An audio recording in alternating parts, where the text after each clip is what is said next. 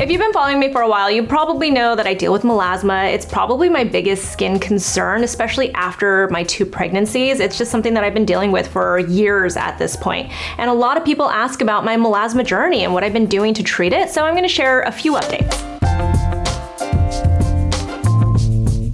All right, so if you don't know what melasma is, it's actually a really annoying skin condition. It causes patchiness and discoloration of your skin. It tends to be symmetrical, which is, I think, very interesting. According to board-certified dermatologist Dr. Jenny Liu, about 50 to 75% of pregnant women actually report having some form of melasma. And a lot of the times it can appear on your cheeks, your chin, your forehead, and your upper lip. Some women even say that it can make them look like they have a mustache, and it can also appear on your body. I think one of the reasons why it's so annoying and it can be so finicky is because it's very hard to identify the causes of it. We know that there are general causes, and because we can tie it back to pregnant women and women that are breastfeeding, we know that hormones definitely play a part in melasma. So it tends to be due to an increase or even fluctuations in your progesterone and in your estrogen. So these are, hormones that are definitely fluctuating while you're pregnant and while you're breastfeeding, and a lot of the time for biological reasons. So you also can't stop it from happening, especially while you're pregnant. We know that sun exposure can also trigger your melasma, and that's because we know sun exposure can increase melanin production. This is why we get suntans, this is why we get hyperpigmentation, so you definitely want to wear your sunscreen. We also know that certain medications can trigger your melasma, like anti-seizure medications and even birth control. Unfortunately, stress, which I feel like everyone is dealing with these days, can also trigger your melasma because stress can increase your cortisol, and increased cortisol can trigger your melasma. So that's also something that we got to take into account. And then another condition that can play a part in melasma is thyroid issues, and that's because thyroid is also connected to your hormones. And I also happen to be one of those people that deals with thyroid issues, so I've got a few of these things working against me. I've had those couple of pregnancies, and that's when I really started to see it, breastfeeding, and then also coupled with my thyroid issues, I have just dealt with a lot of melasma. And so it's been this ongoing journey for me, and one that I did not realize was going to take so long to get to where I am. That said, this is also one of those skin conditions, much like skin conditions like acne, where you can't really ever necessarily guarantee it's going to go away completely. You can only kind of treat it and maintain it and deal with it, and just kind of watch everything that you're doing that can trigger your melasma. And I think that's something that's really important to point out, because I'm not even sharing a video saying that I got rid of my melasma. I still deal with it constantly, and I have so many moments that, I have to make decisions where I'm gonna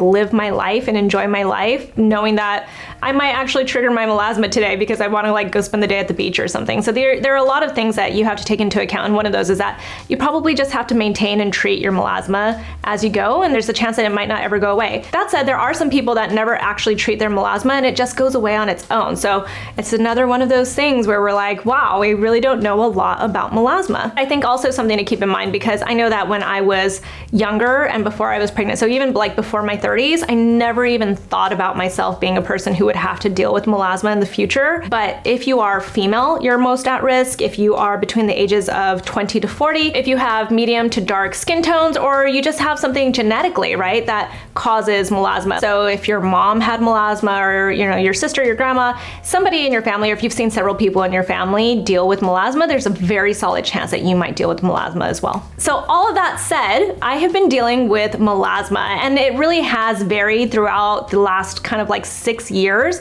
starting with my first pregnancy. In my first pregnancy, I started to notice it. It wasn't severe enough that it really bothered me. It wasn't until I was breastfeeding that it started to bother me a little bit more, and then I started to deal with it. So it's important to point out that what I did to treat my melasma post-pregnancy the first time is actually kind of different, almost completely different than what I've been doing this second time around after being pregnant. And that's because we always have to remember that our skin is constantly changing, and it's also very personal. What works for me might not work for you. So when I'm sharing this kind of update with you, I think it's very important to keep this stuff in mind, because after my first pregnancy, one of my favorite treatments was microneedling. I felt like I saw so many different benefits from microneedling, and I did it a couple of times post-pregnancy because it felt like it not only made my skin look clearer and brighter, but it also helped plump up my skin. I felt like it made my skin just look like it was more resilient and just smoother. My texture completely changed. So I was very into microneedling post-pregnancy my first time. But it turns out microneedling the second time was not the treatment for me, and if anything, it kind of set me back, which is so like shitty to have to experience for yourself, because when you have a setback with something like melasma, it almost like makes you have to go through so many more treatments just to get back to where you were. So it is such a finicky and annoying situation to have to deal with your skin. So let me go ahead and just get into it. So first off, I think the ingredients that you are using in your skincare routine matter. You have heard me talk about retinoids for as long as I can remember. It's so important when you are dealing with melasma to first look to retinoids. If you can't handle prescription tretinoin, which sometimes I can't, sometimes my skin is too sensitive for that, then at least go with a retinol. You can start with a really gentle one at first and work your way up, but that's going to be your first ingredient that you have to really start using and add into your skincare routine if you want to see an improvement in your melasma. I have lots of videos on retinoids, so I'll leave a couple in the description box if you're curious about it. The second ingredient that is a prescription ingredient that I think is important to look into, or at least to speak to your dermatologist about, is prescription hydroquinone. And you know, I say this sometimes and people are like, oh my gosh, hydroquinone is too strong, or it's toxic, or whatever it is. I maintain that hydroquinone is the fastest and easiest way to help clear up your melasma and your hyperpigmentation. That said, it's not an ingredient that you stay on for a long period of time. You have to be under the care of a dermatologist while you're using it, and you also have to cycle it in and out. You can't stay on it for prolonged periods of time, but I actually think it's a really good Kickstarter for your melasma journey or even your hyperpigmentation journey, and that's because people have dealt with something called ochronosis. I think it's pretty rare as far as what I've heard from dermatologists and what I've read about it online. I don't really know too much about it, but I know that this is a reason why a lot of your dermatologists will tell you to not stay on it for prolonged periods of time. That said, I have seen lots of dermatologists say that they actually leave their patients on it for years and they never experience anything. So that's one of the reasons why it's very important to be under the care of a dermatologist while you're using your hydroquinone. This was a hot tip from Dr. Nina Desai. She's a wonderful board certified dermatologist here in Los Angeles. She's actually based out of Manhattan Beach. Before I went and got one of my laser treatments done with her, I had told her, I expressed like my fear of laser treatments. I even told her how I experienced setbacks from, you know, getting all these other cosmetic treatments. So one of the first things she had me do was get on hydroquinone before my treatments. And I think this is very important. If you are prone to hyperpigmentation and melasma and discoloration with your skin, especially if you're worried about getting some kind of discoloration from getting some type of in-office treatment like a laser treatment or microneedling or a chemical peel, then you should be on tyrosinase inhibitors. So this includes hydroquinone and other ingredients like tranexamic acid and azelaic acid, alpha-arbutin, any of these ingredients that blocks the enzyme that creates this overproduction of melanin in your skin. You want to go ahead and use those ahead of your treatments. That way you're not getting this overproduction. Because when you're getting melasma and discoloration, it is not an even discoloration. You're getting just patchiness, and that's the worst part about it. So whenever you're using tyrosinase inhibitors, specifically ingredients like hydroquinone, before these treatments, you actually have less of a chance of creating that melasma and that hyperpigmentation that can happen afterwards. Now that said, when you're dealing with melasma, it doesn't always have to be prescription ingredients. And because hydroquinone is an ingredient that you don't want to stay on for prolonged periods of time, I mentioned earlier, there are other tyrosinase inhibitors. So there are ingredients that you can also get into your everyday skincare routine. These are ingredients like tranexamic acid. There's also alpha-arbutin, like I said, and azelaic acid. Vitamin C is also a really great brightening ingredient. I think that what we're starting to really realize about vitamin C is that it's great for protection of your skin. And that is super important. When I say protection, I mean of free radicals, and it also boosts the effects of your sunscreen. And if you've ever heard me talk about this, sunscreen is so important when you are dealing with melasma, because if you are not using sunscreen, then you're just making your skin even more sensitive and making it even more prone to the damage that you can get from UV rays. So you have to wear your sunscreen, and that's why vitamin C goes hand in hand with your sunscreen. Antioxidants just go hand in hand with your sunscreen. So these are all your skincare ingredients and products that you should always have in your skincare routine if you're dealing with melasma. You should be looking for these types of ingredients. You don't need every single one of those ingredients, but at at least having a couple of them or even just one of them is very helpful for your skincare routine. But you can also look into exfoliants like your glycolic acids and even salicylic acid. Exfoliants help with skin cell turnover, and that's really important when you have discoloration, because a lot of the time you're dealing with layers and layers of discoloration. So as each layer of skin comes up to the top, you have to get that sloughed off first before you get to the next layer, and you have to get that off, and then eventually you get to baby fresh skin that doesn't have any discoloration on it anymore, as long as you've been good with your sunscreen and all the things that help prevent the melasma. So you're kind of coming at it from two different ways. You're like treating the discoloration, and then you're also preventing more discoloration. So you're working in this cycle the entire time, and that's probably been my last 2 years of like working in the cycle of protection, prevention, and then also treating. You know, you probably noticed in my skincare routine, a lot of these ingredients have been ingredients that I just constantly talk about. As far as the actual treatments, let's get into this, because I do feel like if you're dealing with severe melasma and it's not going away with anything that you're doing in your at-home skincare routine, then sometimes you do need that in-office intervention. And sometimes it can be as simple as like getting one treatment done, or it might turn into several treatments, just depending on how severe your melasma is. After my first pregnancy, for me, it was as simple as having an at-home skincare routine and using some of these ingredients that I mentioned, and then just getting microneedling done a couple of times, and I was good to go. I felt like my skin was really clear, and it went pretty much back to normal within like 1.5 to 2 years. The second time around, which has been basically the last 2.5 years of my life, my melasma was much more severe. It was just so much more pronounced that time around. And two, I found out my skin was just so much more sensitive. I almost never had sensitive skin. And if you've been watching our videos, I even used to like talk about how I did not have sensitive skin. But that has completely changed. My skin for the last 2.5 years has become progressively more and more sensitive. And that has actually become an issue with the interventions that I was trying that worked for me the first time. So I'm gonna go back to microneedling. The first thing I decided I was gonna do after my pregnancy was go get microneedling done, because I'd seen such great results after my first pregnancy. So I went and got microneedling done twice. Both times my skin looked worse afterwards, and it was so worrisome. It actually makes you kind of go into a panic when you feel like you just did something that made your skin look worse, because it's so hard to undo, and actually it sets you back, like I was saying earlier. So after my first microneedling, my skin was so sensitive, and whenever you're using any kind of strong active ingredients like exfoliants or even your retinoids, if you're going too hard with them, and anytime you're getting treatments done, in-office treatments done, that are supposed to cause some damage to your skin, it's like controlled damage that's supposed to lead to like increased collagen production and, you know, elastin growth and like smoother texture and everything. Sometimes those treatments, if your skin can't handle it, can take your skin to a place where it gets so sensitive and so irritated that redness and inflammation then turns into melasma as it's healing. So it's like this crazy cycle that you go down, and you have to always be very, very careful. So my first in-office treatment after my second pregnancy was microneedling, and my skin was so sensitive to it, and I was really, really red. And I didn't really want to believe in my mind that microneedling was not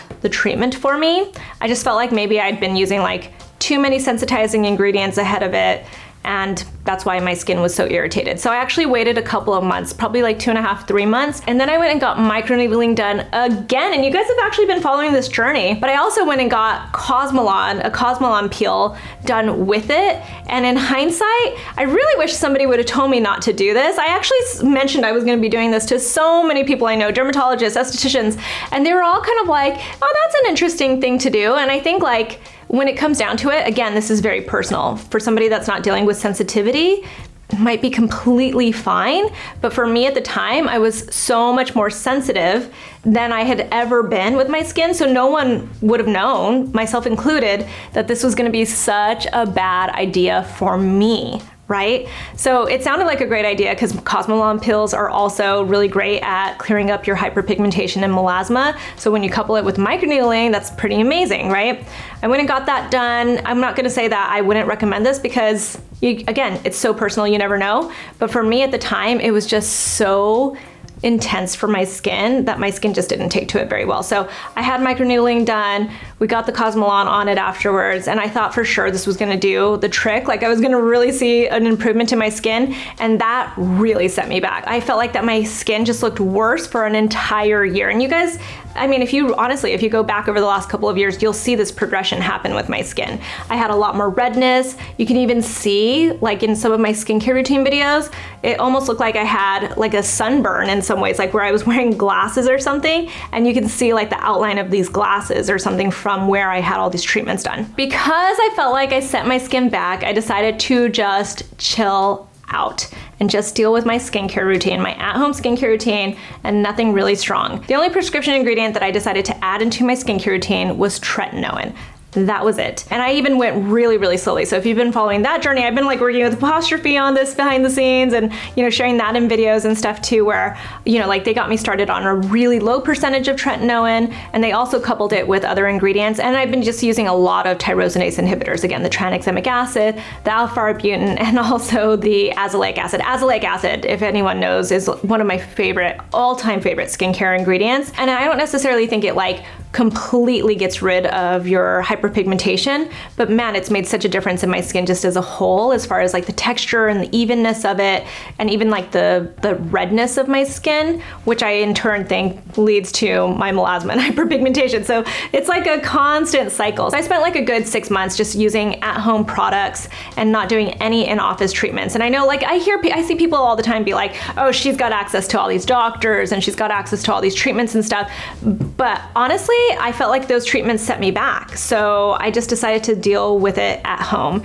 And that felt like the easiest thing for me to do. So once I felt like my skin and the irritation and everything just really kind of chilled out, and I felt way more comfortable with my skin again, I actually went to Dr. Nina Desai. She followed my entire journey. She knew everything. I was like texting her and like telling, you know, just updating her the whole time about what was going on. So she really wanted me to do Clear and Brilliant. And I was so scared of Clear and Brilliant because I did have an experience with it years ago, before I even started my YouTube channel, where I did get rebound hyperpigmentation. So it actually made me look like I had a mustache from, you know, like the hyperpigmentation that it gave me. So she was like, this was a long time ago. There's better, we all know better now when it comes to Clear and Brilliant. So she was like, I want you to do it. But that's when she introduced me to hydroquinone and really just was like, you need to start using this before we get you into the office to do Clear and Brilliant. So I did hydroquinone before that. Felt like I saw a big difference in my skin even just with the hydroquinone. And then when I got the Clear and Brilliant treatment, I actually was supposed to go back a couple of times. So that's my fault. But she really was like, you need to come back a couple more times and get Clear and Brilliant done, because we're gonna go very gentle with your skin.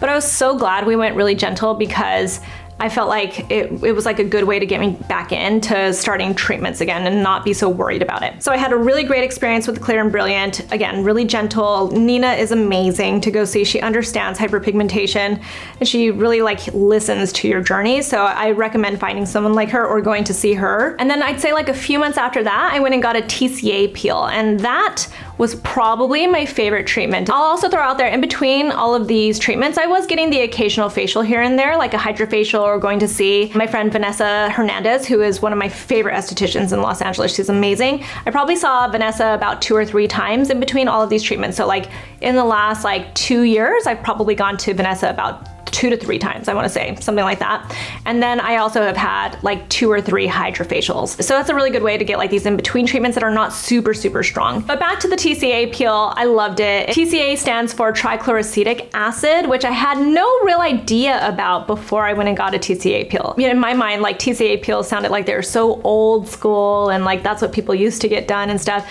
But let me tell you, this was my favorite treatment to get done for my melasma to date. Like, it's probably something I'm gonna go get done again. The reason why I think TCA is so great when it comes to getting a chemical peel is because it really does go deeper into your skin, but it's a little more gentle on your skin. I love the TCA peel. I could see the brown just kind of like coming off of my face, which was so satisfying to see too, because it was the first time in the last 5.5 years that I've seen that actually happening. And it just made me more confident too that I could find treatments out there, in office treatments, that were not going to set me back. So that felt really good. And I'll probably go get a TCA peel again, probably post summer, so that I'm not like spending so much time in the sun anyway. And then the last treatment that, you know, like I actually don't associate with melasma, but makes complete sense when you really think about it, is I went and had V-Beam done. I've actually actually done it twice now, and that has made such a big difference. If you don't know what V-beam is, it's a pulse dye laser that targets your redness. So this is actually for people who are more prone to redness. People that deal with rosacea, for instance, tend to get V-beam done. So I never even considered V-beam for myself. But what I was trying to realize was that inflammation and that redness I got from the microneedling was just not going to go away on its own. Like a year passed and I could still see that redness. And obviously if I used any strong ingredients on my skin, it made it stand out even more. If I like overheated because it was a hot day, it stood out even more. So I finally got V-beam done, and that has been such a game changer, and I highly recommend it. If you find that you just kind of like get yourself in a situation where you've gone a little too harsh on your skin and it sets you back, V-beam is a really great option if you deal with that redness. It really helped. It's been one of the best treatments that I've done. It's so gentle. It's a little awkward feeling because it feels like you're getting like this rush of air at your face, and it's almost like, it sounds like a rubber band's about to like snap on your face, but then it doesn't really happen. It's very interesting, but I highly recommend it. It's a very cool treatment. It's very easy, and I saw such a huge difference with it. I feel like it does feel like a rubber band snapping on your face. Oh, Anna thinks it does feel like a rubber band snapping at your face. I didn't really feel like it did. I felt like it was like a rush of air, and I thought a rubber band was gonna snap at my face, and it didn't really. I don't know. Everybody has their own interpretation of it, but it does not hurt. It's something you can definitely deal with, and I highly recommend it. I think like if there's anything I want to end this video on, it is the message to wear your sunscreen. I've been so diligent with my sunscreen over the last 5 years especially, and that's because if you're doing any of this stuff, it doesn't even matter if you're not wearing your sunscreen. And I don't just mean your actual like sunscreen in a bottle. I mean like wear your hats, wear your visors, wear your UPF clothing, do everything that you can. Sit under an umbrella. This is me at the beach. I guarantee it, if you see me at a beach or see me at the pool, if I'm not chasing my children or helping them like make like a sandcastle or something, I am under the umbrella. I am not sunbathing at all. It is just not my style. And that's because I work way too hard on this. Way too hard to stop my melasma and try to treat it. So that's been my journey. I wish I had more information for all of you to say like, this is the definitive answer for it, but there's really no way to do that. So that is my melasma journey to date.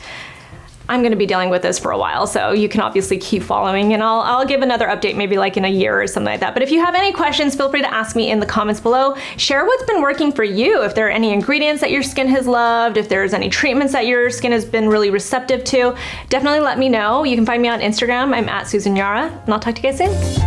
Bye.